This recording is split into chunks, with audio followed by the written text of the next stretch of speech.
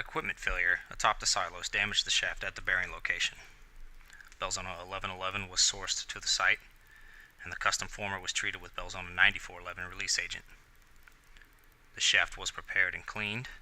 The Belzona 1111 was mixed as per the included instructions.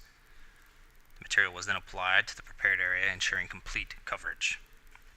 Both halves of the former also received Belzona.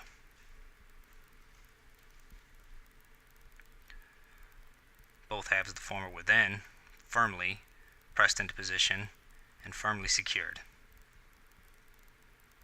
The excess material was wiped away, and the repair was allowed to cure based on the ambient temperature.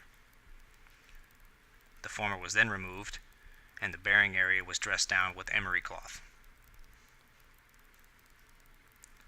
The bearing was replaced, and the shaft is back in service.